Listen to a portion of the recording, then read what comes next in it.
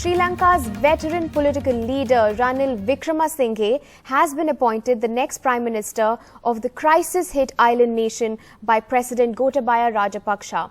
Mr. Wickremesinghe, a four-time Prime Minister of the country, appeared as the only option. But the question is, will he be able to bring back stability to the crisis-hit island nation? Here are reports by my colleague Shrija. The chorus now we are hearing is, of course, one being Gotabaya Rajapaksa should go home and Ranil go home. Now these are the two demands of citizens of Sri Lanka. People have gathered here. The crowd is swelling now once again here on Golface Road, one of the iconic locations right here, just adjacent, especially near the old parliament. What we are witnessing is a Sri Lankan uprising just hours after the appointment of Ranil Wickremesinghe as the Prime Minister of Sri Lanka. So what changes now? Are people of Sri Lanka happy about it? In fact, they tell us that nothing's really going to change with the appointment of Ranil Wickremesinghe, because as long as Gotabaya Rajapaksa is still in power, is still in the government, it will be very difficult, Sri Lanka as a country, to come out of this huge economic mess. What do you think with the appointment of Ranil Wickremesinghe? Do you think anything is going to change?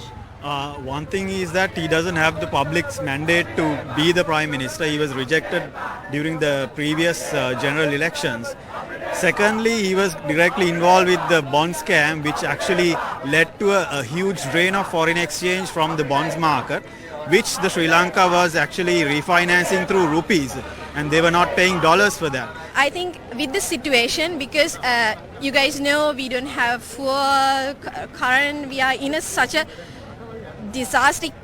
It's a mess. So my point of view is, at the moment this is okay.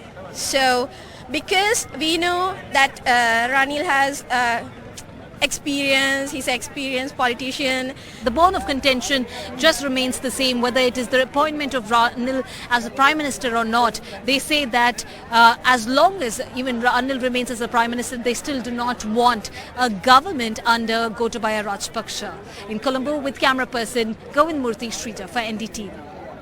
The island nation Sri Lanka is seeing a wave of unprecedented protests. Here at the demonstration site in Golface, Colombo, people from all religious communities have come together in the face of economic distress, demanding the resignation of President Gotabaya Rajapaksa. The Rajapaksas came to power on the back of muscular nationalism, riding high on the back of the support of the majority Sinhalese community. Minority Tamils, Muslims and the Christians bore the brunt of this. But today, the food and fuel crisis has brought them together. මේ මහින්ද රාජපක්ෂ ඇතුළු කණ්ඩායම අරගෙන යන වැඩපිළිවෙලට අපි සම්පූර්ණ විරුද්ධයි හාමුදුරුවෝ. මෙතෙක් කලක් අපි ඉවසගෙන හිටියා. ඉවසගෙන ඉඳලා බැරි මත නැතම රටේ ජනතාව විශේෂයෙන් තරුණ පරම්පරාව දෙක අරමුණකට ඇවිල්ලා තියෙන්නේ. Gotabaya Rajapaksa came to power in 2019, shortly after the Easter attacks. At that time, the Muslim minority became the target of racial and religious discrimination and unjustified crackdowns.